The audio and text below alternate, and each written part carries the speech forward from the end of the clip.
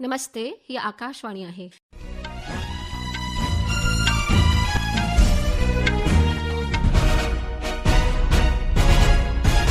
हाणे तो ममता खूबचंदानी खां देश ऐं विदेश जा समाचार ॿुधंदा। सभिनी खां पहिरियों मुख्य समाचार। राष्ट्रपति द्रौपदी मुर्मू सभिनी खे आर्टिफिशियल इंटेलिजेंस सिखण जो अर्ज़ु कयो।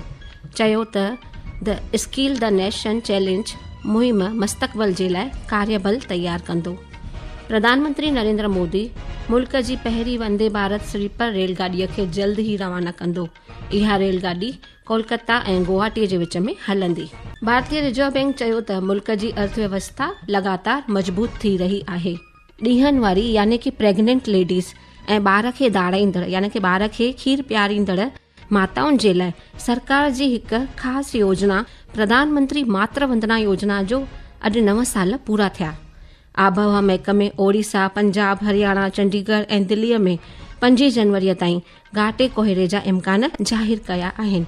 मर्कज़ी जरई ऐं ॻोठाणे विकास मंत्री शिवराज सिंह चौहान चयो आहे त विकसित भारत जी रामजी योजना में पौरियतनि लाइ रोज़गार खे वधायो वेंदो ऐं नागालैंड में नए साल जी शाम ते काल्ह गिरजाघरनि में ख़ासि तौर ते शुक्राना गॾजाणी प्रोग्राम जो आयोजन कयो वियो। हाणे समाचार तफ़सीलवार ॿुधंदा। राष्ट्रपति द्रौपदी मुर्मू चयो आहे त आर्टिफिशियल इंटेलिजेंस हिकु मौक़ो आहे जेको देश में तकनीकीअ सां वास्तेदार बदिलाव करे सघंदो आहे।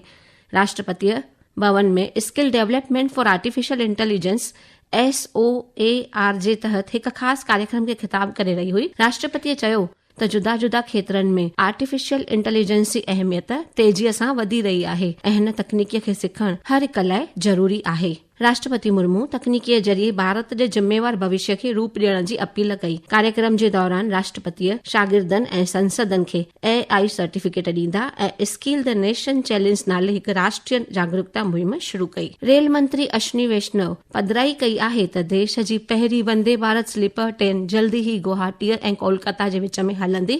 उन चयो त railway Vande Bharat sleeper train खे देसी रूप सां डिजाइन ऐं निर्माण कयो वियो आहे। उन चयो त रेलवे देश में डिजाइन कयल ऐं तयार कयल वंदे भारत स्लीपर ट्रेन जो आख़िरी तेज रफ़्तार आज़मूदो कामयाबीअ सां पूरो कयो आहे। श्री वैष्णव चयो त 16 दॿनि वारी हिन स्लीपर ट्रेन खे 1000 खां 1500 किलोमीटरनि ताईं जी वॾी दूरीअ जे सफ़र लाइ शुरू कयो वेंदो। उन चयो त ट्रेन जो आरामदेह स्लीपर सीट, ऑटोमेटिक दरवाजा ऐं आधुनिक टॉयलेट समेत आला दर्जे जी सहूलियतुनि सां लैस आहे।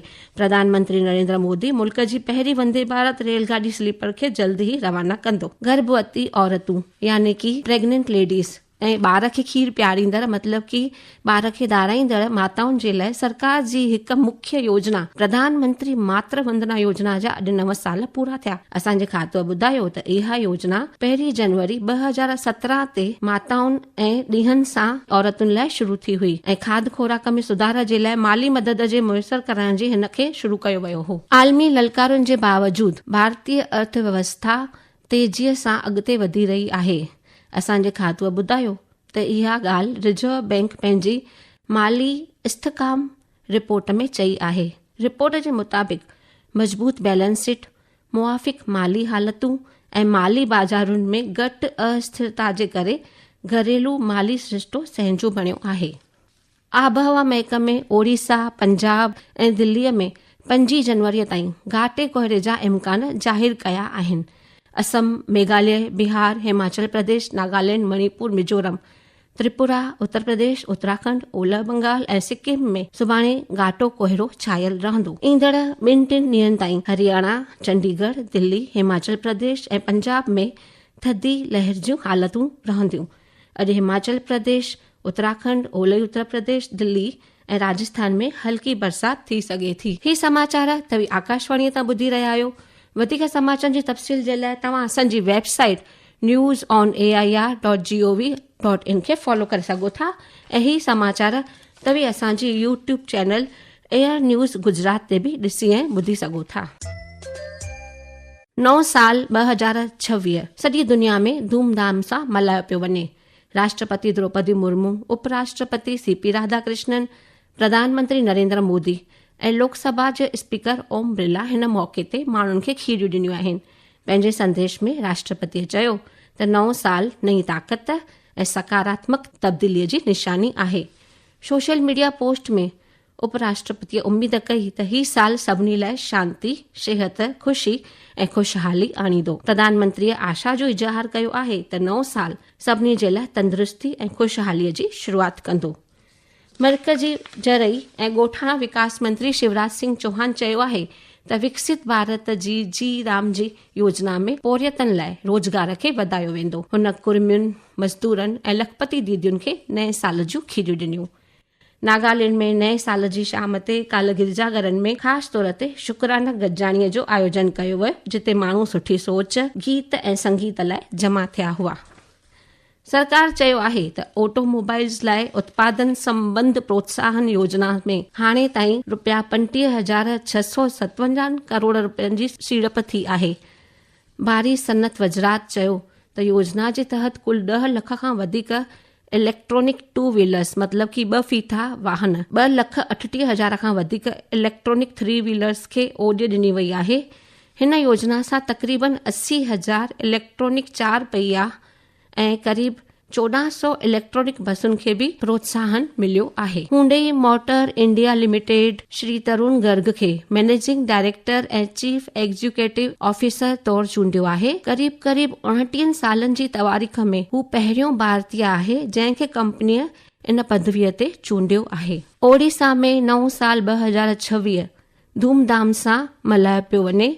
असांजे नामा निगार खां उन जी रिपोर्ट। आज सुबह 2 बजे से लाखों श्रद्धालु भगवान जगन्नाथ के पवित्र दर्शन करके नए साल 2026 की शुरुआत करने के लिए पुरी के पवित्र शहर में इकट्ठा हुए हैं। भारी भीड़ को मैनेज करने के लिए एंट्री सिर्फ सिंह द्वार से रेगुलेट की जा रही है, जबकि मंदिर के अंदर दर्शन बाहर काठ से हो रहे हैं। भुवनेश्वर के श्रीलिंगराज मंदिर, संबलपुर के मां समलेश्वरी मंदिर और राज्य के अन्य प्रमुख मंदिरों में भी भारी भीड़ देखी जा रही है। साल के पहले दिन पिकनिक स्पॉट और टूरिस्ट जगहों पर भी बड़ी संख्या में लोग आ रहे हैं। प्रमुख मंदिरों, टूरिस्ट जगहों और पिकनिक स्पॉट पर सुरक्षा के कड़े इंतजाम किए गए हैं। प्रकाश दास, आकाशवाणी समाचार, भुवनेश्वर। हिफ़ाज़ती मंत्री राजनाथ सिंह अॼु नई दिल्लीअ में बांग्लादेश हाई कमीशन जो दौरो कयो। हिक सोशल मीडिया पोस्ट में श्री सिंह चयो त हुन बांग्लादेश जी पहिरीं प्रधानमंत्री ऐं बांग्लादेश नेशनलिस्ट पार्टीअ जी चेयरपर्सन बेगम खालिदा जिया जी मौत ते गहरे दुख जो इज़हार ज़ाहिर करण वारी शोक किताब ते दस्तखत कया